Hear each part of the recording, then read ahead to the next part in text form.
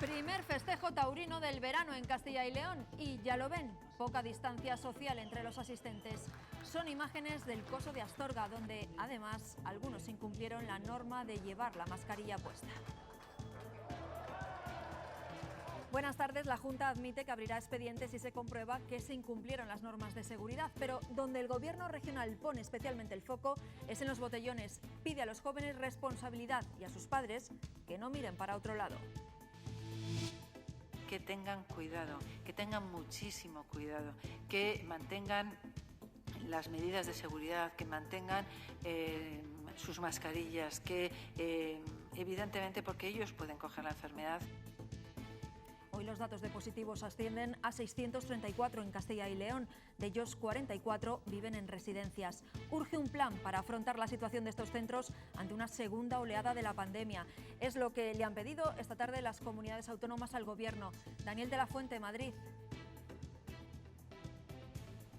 Sí, es lo que pedían las comunidades y en esa reunión que ha empezado a las 4 de la tarde se ha logrado alcanzar un nuevo documento con nuevas medidas para frenar el avance del coronavirus en las residencias. Lo más destacable es que ese documento se revisará cada 15 días de forma telemática.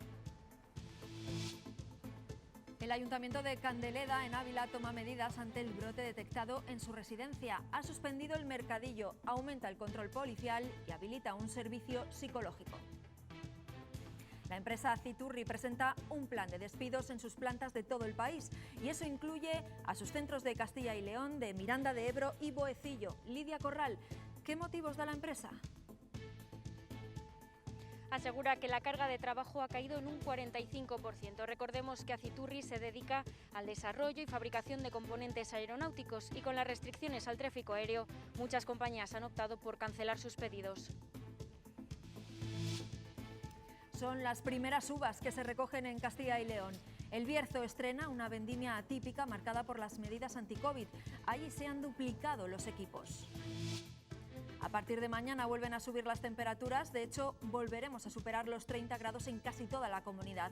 Aprovechen porque solo durará unos días.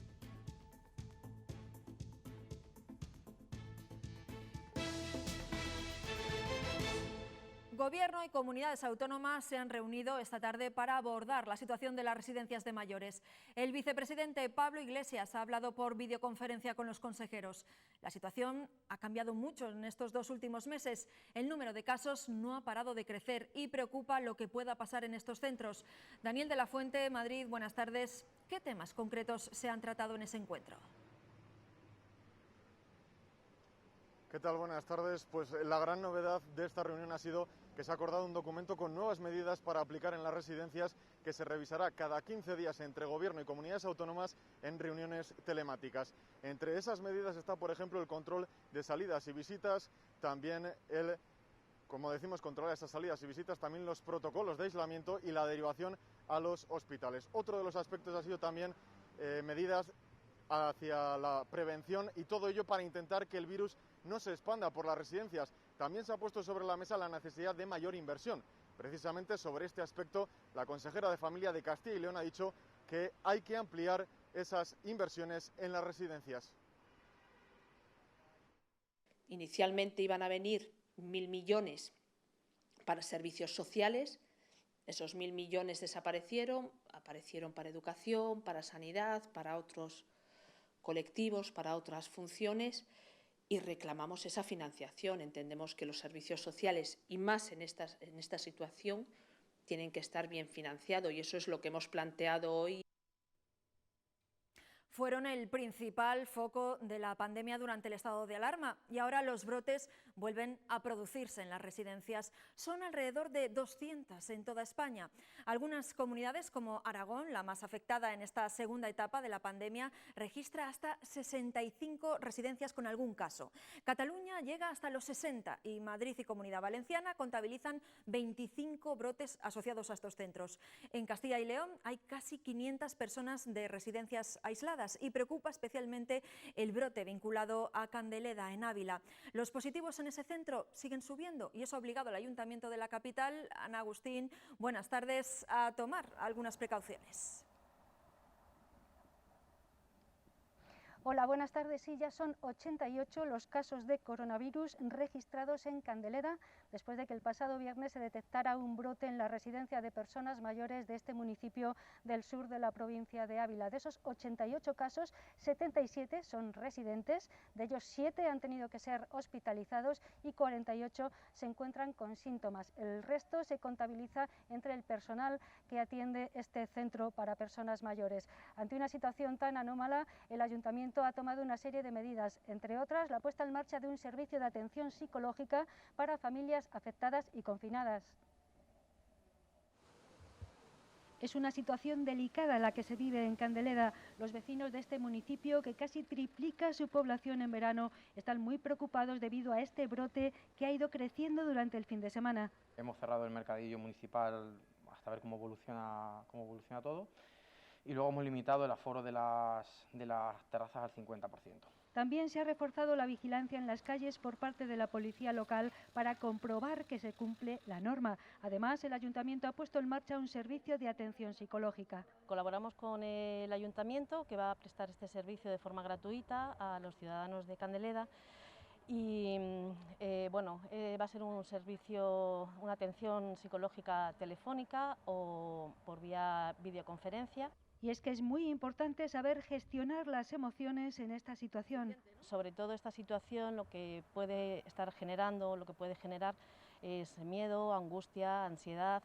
Entonces, un poco contener esas emociones, tranquilizar y también utilizar un poco ese miedo y esa angustia para protegernos y para prevenir, ¿no? Todo ello con la mirada puesta en la evolución de este brote, que deja ya 7 personas hospitalizadas.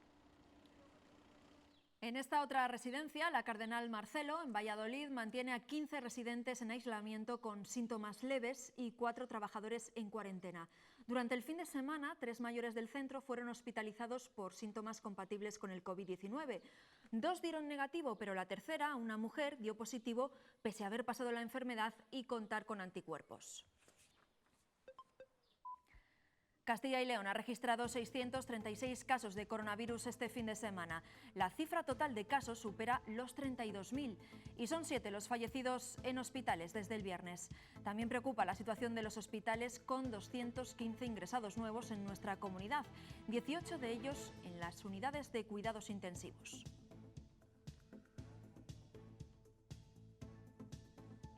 Y en León, el positivo de una monitora ha obligado al Ayuntamiento a suspender los 2 campus deportivos que tenía previsto celebrar. El resto de la plantilla permanece aislada. Jesús Rodríguez tiene más datos.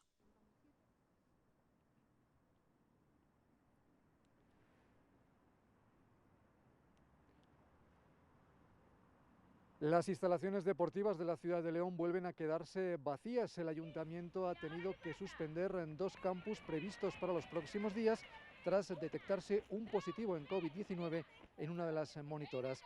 Esta suspensión afecta a una treintena de niños y niñas que estaban apuntados en una iniciativa deportiva de este verano, por la que ya han pasado más de 600 alumnos. Ahora se ha procedido a aislar al resto de monitores de las escuelas deportivas del Ayuntamiento de León.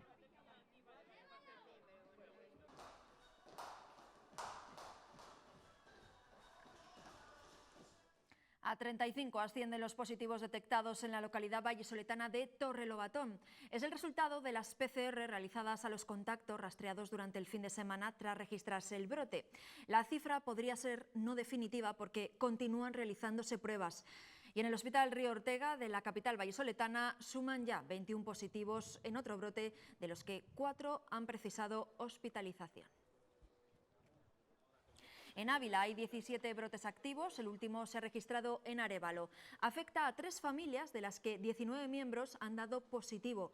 El alcalde ha emitido un bando en el que recuerda que al estar en zona naranja deben evitarse las reuniones de más de 10 personas. Y en Palencia, el positivo por COVID-19 de un médico ha obligado a aislar a otros 7 sanitarios. Ya se les ha hecho la prueba PCR y a la espera de resultado permanecen aislados. Era su último día de trabajo en este Hospital Recoletas de Palencia. A lo largo de la jornada, el médico de urgencias comenzó a sentirse mal, por lo que le practicaron la prueba PCR de coronavirus y dio positivo. Fue en ese momento cuando se decidió activar el protocolo y se realizó también la prueba a los 7 sanitarios que habían compartido con él el turno de tarde. Está previsto que mañana se conozca el resultado, mientras tanto permanecen aislados. Y también en Palencia han tenido que cerrar las tiendas de una conocida confitería. Lo han hecho por precaución sanitaria tras detectar un brote por COVID-19 en una de sus trabajadoras.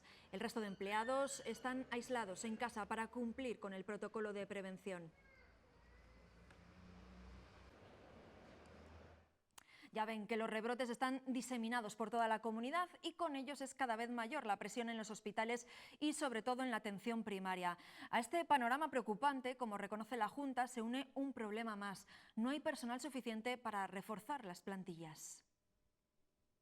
Tenemos contratadas a 2.847 personas más de las que tiene contratados el sistema habitualmente. Hemos incrementado mucho el número de contratos, pero en bolsa no hay médicos, no hay enfermeras. Estamos observando una sobrecarga importante en el primer nivel sanitario, en la atención primaria. Están creciendo los ingresos hospitalarios y subiendo los de UCI. No solo la consejera ha hablado hoy de la situación que atraviesa a estas alturas del verano nuestro sistema sanitario, también los sindicatos de enfermería alertan sobre la falta de profesionales en los hospitales. Carlota Muro ha recogido sus reivindicaciones.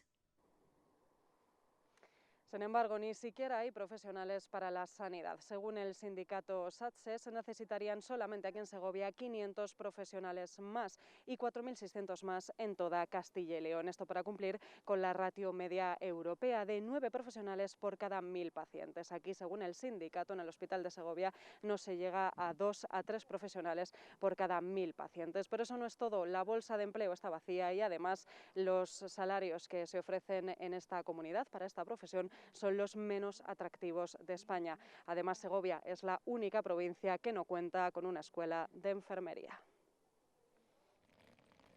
El inicio de curso inquieta a las enfermeras. Seguimos teniendo niños obesos, niños alérgicos, niños con asma. Seguimos teniendo los mismos problemas que teníamos y además tenemos el COVID.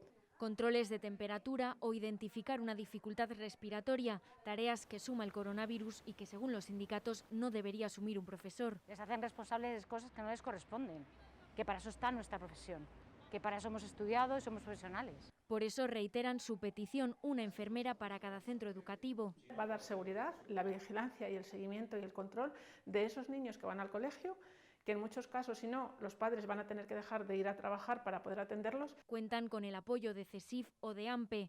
Han solicitado mediación al defensor del pueblo, costaría unos 17 euros al año por niño y aseguran que liberarían profesionales. Porque les vienen muchas cosas que se podrían haber solucionado si hubiese una enfermera en los centros escolares y no haber tenido que colapsar diferentes consultas, incluso la urgencia, ¿no? Y de ahí que rechacen depender de educación. La bolsa la tenemos, la bolsa de SACIL está activa, es una bolsa abierta y permanente y de ahí se podrían llamar. Aunque Sanidad ha confirmado que en la bolsa de SACIL no hay nadie disponible, en otras comunidades como Andalucía ya se ha logrado.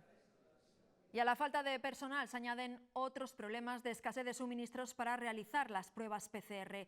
Problemas puntuales, pero que están ralentizando la obtención de los resultados. Ocurrió la semana pasada en Salamanca y vuelve a suceder ahora en Valladolid. Natalia Fernández.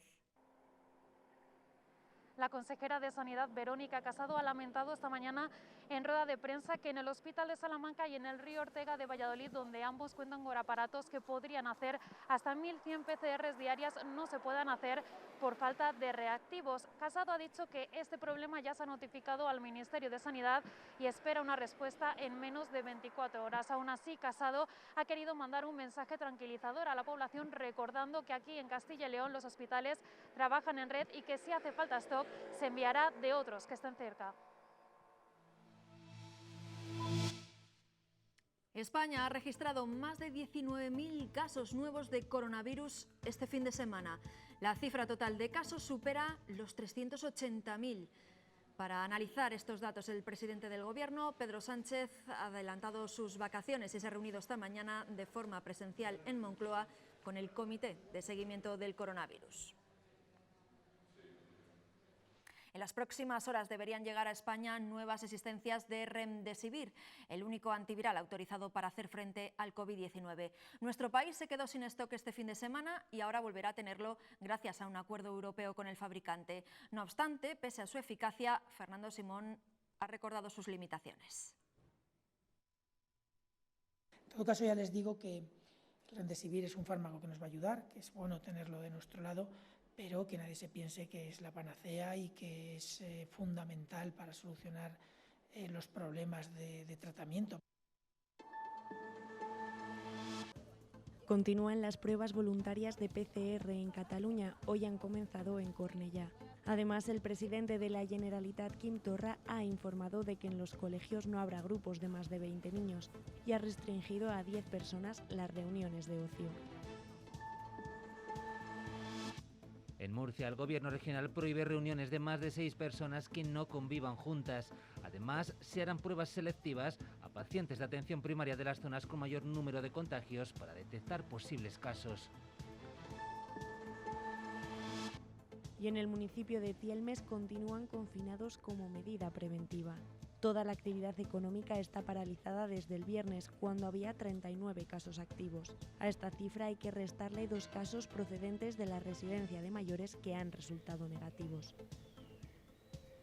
La Comisión Europea ha acordado con la farmacéutica estadounidense Moderna 80 millones de dosis de su vacuna contra la COVID-19 cuando se haya demostrado que es segura y efectiva.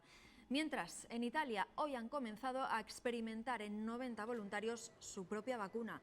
Según los responsables del proyecto, estará disponible para su venta la próxima primavera.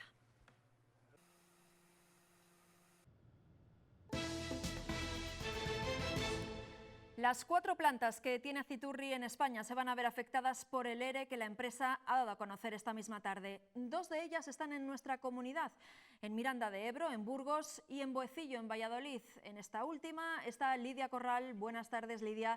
¿Sabemos cómo las va a afectar?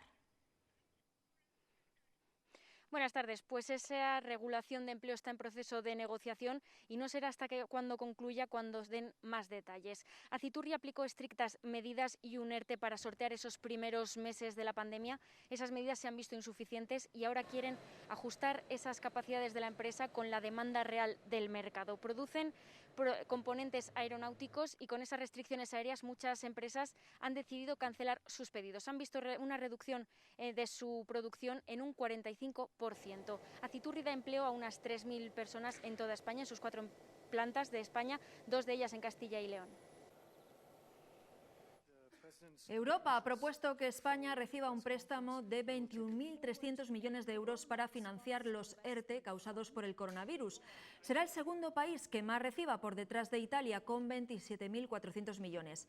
Ahora los 27 países miembros deberán respaldar el reparto de esos fondos y falta también por cerrar el tipo de interés, que dependerá de la confianza de los mercados, aunque Europa confía en que no sean elevados.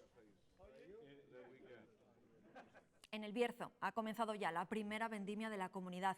Es, por tanto, la primera en poner en práctica las medidas de seguridad que exige poner en práctica la pandemia. Se han tenido que doblar las cuadrillas que trabajan sobre el terreno con mascarilla y guardando las distancias. Son las primeras uvas del año para un vino muy singular, el Champrada. La vendimia se estrena para recoger las variedades Godello y Chardonnay, variedad de esta última que da fama a espumosos como el de Palacio de Canedo. Una vendimia que en lo agrícola permite recoger más y mejor uva. Pues en torno a un 25 o 30% posiblemente. Dentro de los últimos 10 años, si no es la mejor previsión, es la segunda mejor, pero está todavía por ver, ¿no? Pero sí ha nacido mucha uva. La vendimia también está marcada por el coronavirus. Cuadrillas separadas, máximo de 10 personas, mascarillas y todas las medidas obligatorias de protección. Al final es duplicar equipos para ponerse en lo peor y ir machacando o ir mentalizando a la gente de que es un problema grave, no solamente porque contagies a una persona, sino que además te contagies a ti mismo, ¿no? Entonces es complicado, la logística de la bodega se va a ver un poco más ralentizada, pero seguro que lo haremos bien. En pocos días va a concluir la recogida de estas 2 variedades para iniciar después con la uva reina del Bierzo, la Mencía. Pues precisamente a ellos, a los temporeros y a las bodegas, les ha pedido hoy la consejera que se cumplan las medidas para evitar los contagios. Es una petición de responsabilidad que se extiende también y muy especialmente a los jóvenes, a ellos y a sus padres, a los que pide que les vigilen. Que tengan cuidado, que tengan muchísimo cuidado, que mantengan las medidas de seguridad, que mantengan sus mascarillas. Esta llamada la quiero hacer a los jóvenes y la quiero hacer a sus padres. No miremos para otro lado. Si no están en casa, tenemos que saber qué están haciendo, cómo están. La consejera de Sanidad hace un llamamiento a los jóvenes y a sus padres para que controlen que se actúa de manera responsable, porque si no, aseguran que la situación va a ser muy difícil de sostener. Todo después de que cada fin de semana se produzcan denuncias por conductas inadecuadas. Solo en Salamanca, este fin de semana, 21 jóvenes denunciados por consumo de alcohol en la vía pública. Un grupo importante aquí, en una peña, en la calle de Los Tilos, en el barrio de Garrido, donde este grupo fue sorprendido por la policía local consumiendo alcohol sin mascarillas y sin guardar ningún tipo de distancia de seguridad. Son conductas que, por otra parte, la mayoría de jóvenes desaprueba. Yo apenas salgo y creo que la gente que sale sin valorar lo que en verdad hay es un poco falta de respeto. Y el hecho de juntarse tanta gente, pues no. Pero en la peña al fin y al cabo nadie lleva la mascarilla, nadie toma ninguna medida de seguridad. No irte a una peña y luego estar hasta las 8 o la hora que sea, porque ahí es perjudicial para su salud. Son imágenes del primer festejo taurino que se ha celebrado en la comunidad. Ayer en Astorga, unas 1000 personas se dieron cita en la Plaza de Toros de la localidad leonesa y, según las imágenes, con escaso cumplimiento de la distancia social. Desde la organización aseguran que las entradas estaban numeradas y tenían en cuenta el 1,5 metros de separación y que no llegaron a vender el aforo permitido, el 50%, pero que no pueden evitar que los espectadores incumplan las normas y se junten, como acabaron haciendo.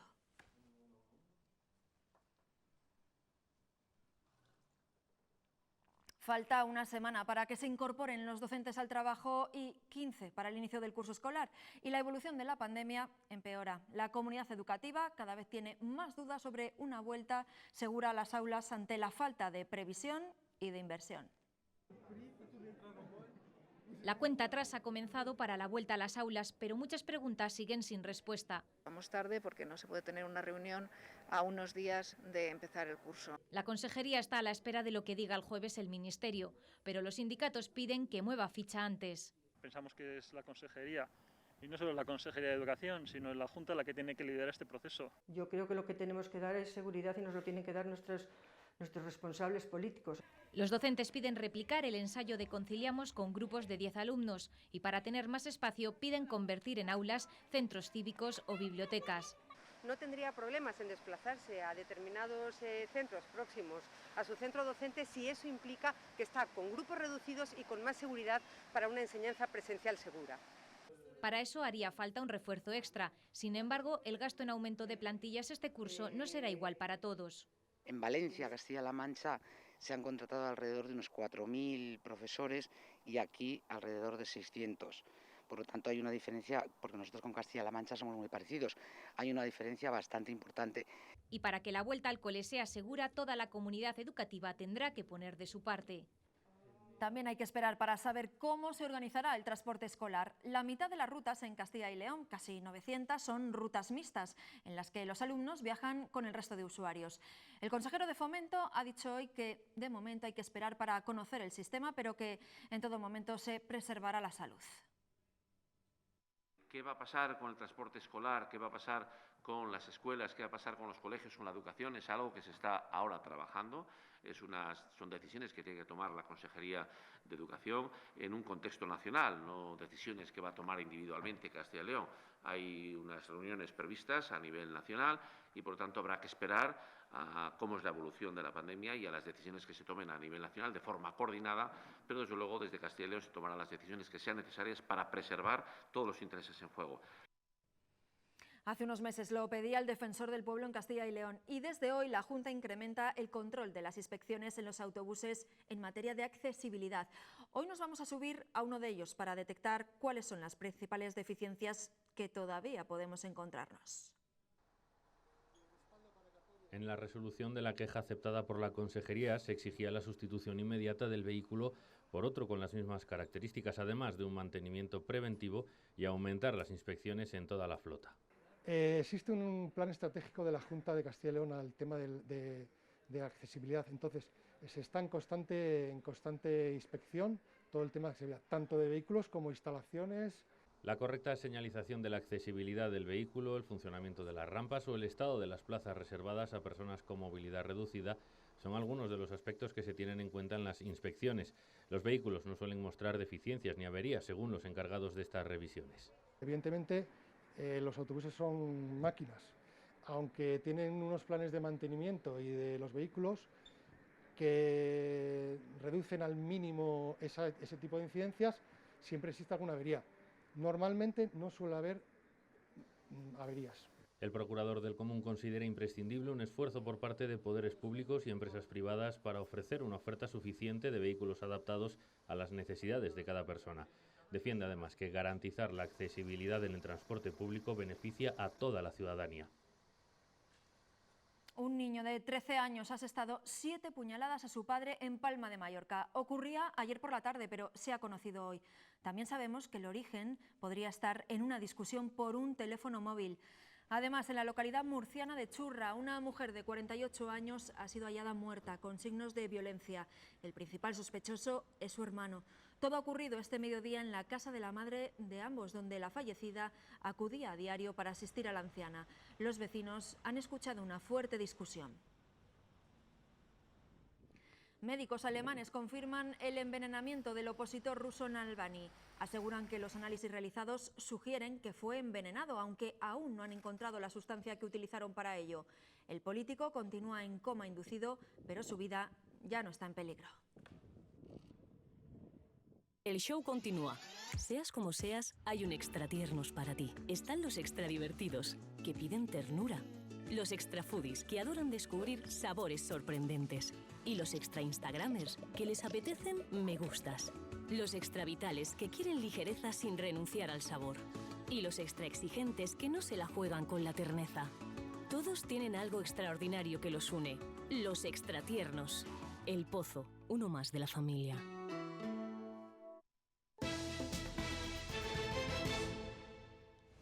Ha caído la ocupación hotelera en Castilla y León. En julio se registraron 420.000 pernoctaciones, casi un 50% menos que en el mismo mes el año anterior.